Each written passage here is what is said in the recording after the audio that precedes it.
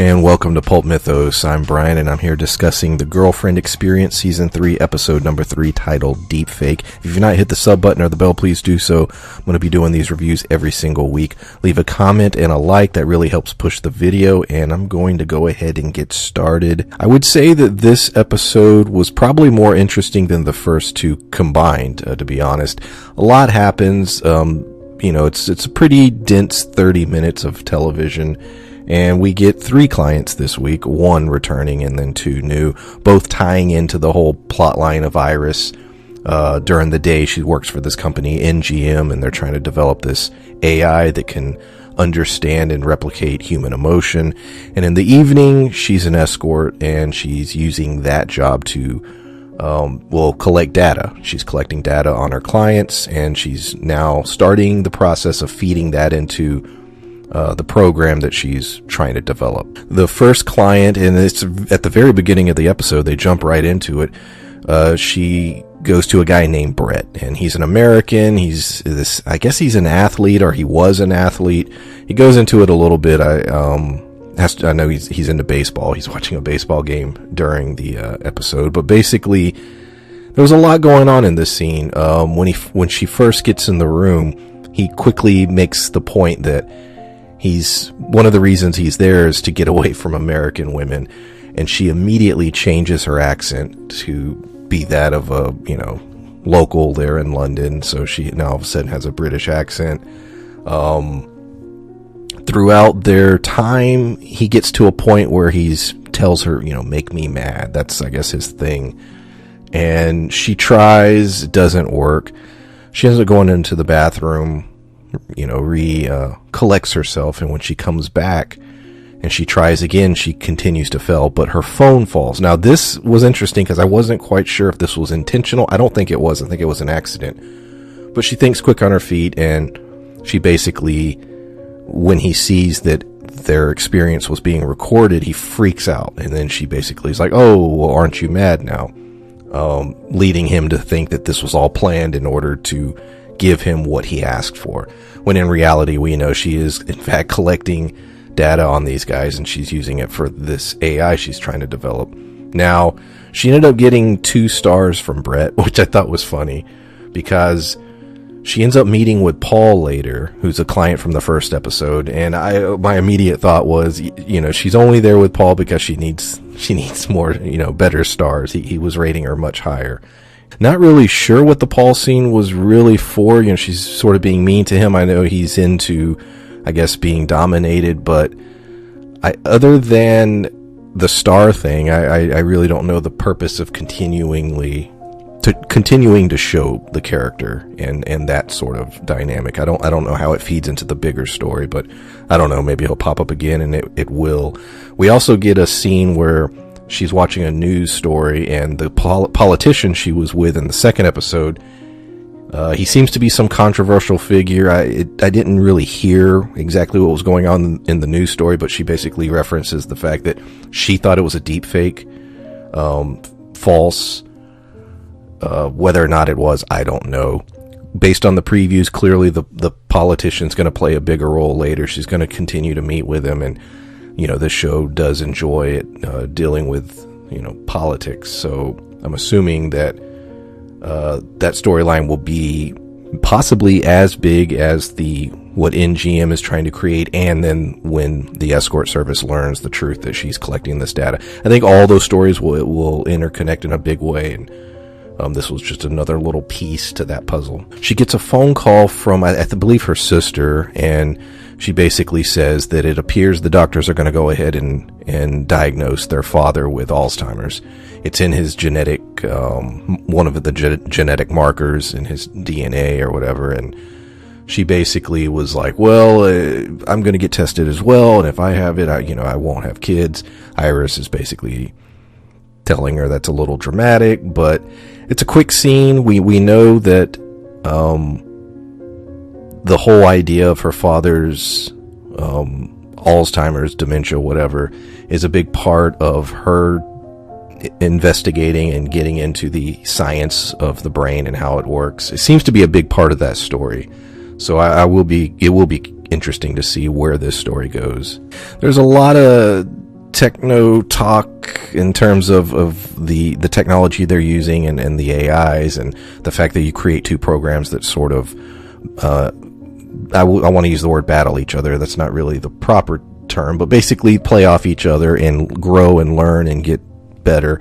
They're feeding all this different data in and trying to get it to learn, because the goal is for it to completely understand and be able to sort of replicate human emotion. Iris really likes the idea of being able to have an AI that can see someone and know exactly what it is they want and how they want it.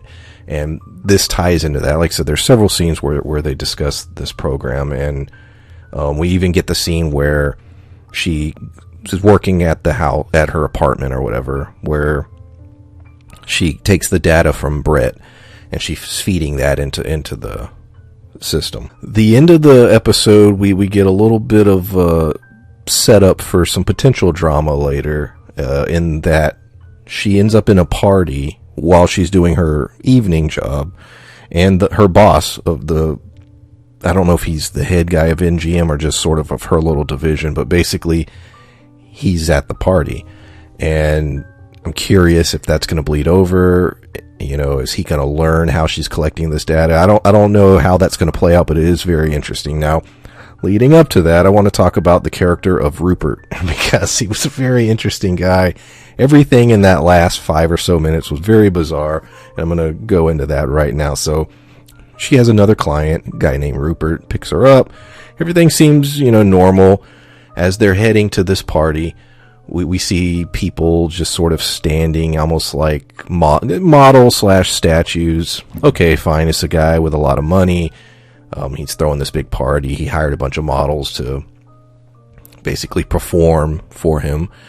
But then when she gets into the party, everything is focused around a ping pong game. Now, I laughed out loud at this scene. I thought it was funny, but it's a ping pong game. You have a couple guys, in good shape. Each has a prosthetic leg, or at least one of them did. I think both of them did, but at least one of them did, and they're just playing ping pong. They're really good. I don't believe they ever miss in the entirety of the scene, but they're playing ping pong. This is the same party in which her boss is at, and he sees her and comes over and talks to her briefly. But the most odd thing outside of the ping pong and the human models posing as statues would probably be the fact that as Rupert is walking away from her, of Iris at one point, or Cassie, or Cassandra, whatever you want to call her, he says, "I love you." And then she sort of pauses, looks at him, is trying to figure out the situation, and she responds with, "I love you." So, I don't know. I'm hoping we see more Rupert later, because I'm very interested to see where the hell, what he's into, what his whole situation is, but so in terms of the drama, we still have the idea of, when the company she works for in the evening, the escort service, when they find out that she's collecting information on the customers, that's going to be a big deal, especially with the fact that her customers are extremely wealthy. A lot of them are politically connected. This is going to be a big deal, and I'm assuming that's where the main part of the drama is going to come in. But now we have the new element of her boss at NGM also maybe learning her secret and how that might affect things. Maybe he'll think it's a good idea and he'll use it to his advantage and say, yeah, let's use this data. I don't know. We also have the stuff with her father. How is that going to play a role in this show? Cassandra comes up again. I brought it up in the last review that she's really into that name for whatever reason, and she brought it up with perhaps naming their AI Cassandra. She goes by Cassie now because the company wanted her to go by Cassie, and her real name is Iris. Someone in the comments pointed out that Iris backwards is Siri. Good point. It is. That is an good observation. I didn't even think of that. I don't know if that was intentional or not. But yeah, this was a decent episode. Like I said, there was a lot going on. The first 2 episodes were fine, but I felt this episode we're finally getting to the drama, and had a few moments where it's like, oh wow, what is that all about? Specifically the Rupert stuff and the ping pong and all that. The show is short. Each episode is 30 minutes barely. It's typically under 30 minutes, so it's easy to digest. And I believe this is going to be 10 episodes, so There's still several more weeks left, but as of now, I'm enjoying it. I think it's decent. It is sort of funny how many adult scenes you can have where there's zero nudity. I guess that's something that the actress maybe have wanted. I don't know, but it is sort of funny, especially when you compare it to the first season. But yeah, so far so good. Very much looking forward to seeing where things go. I'm a big fan of Westworld, which I had said in the last review. And there's a lot of elements of Westworld in this, and I sort of like that. So, as a fan of that property, this reminds me a lot of that this season of the Girlfriend Experience. So, yeah, let me know what you think in the comments below. What did you think of the whole ping pong thing? Her only getting 2 stars from Brett. Where Iris' story is going. Is there anything I missed completely? Like I said, the whole scene where the politician guy was talking, I barely could hear what he was saying. So I didn't really catch the details on that. But yeah, appreciate everyone listening. As I said, I'm going to be doing these every single week. A lot of other content on the channel. Mayor of Easttown, for instance, a really great show on HBO. I'm doing those reviews every week with Larry. Spencer and I are still doing Big Sky on Thursday evening, so look out for those, and planning a lot of other stuff coming up. So thanks for listening, and I'll see you next time. Bye.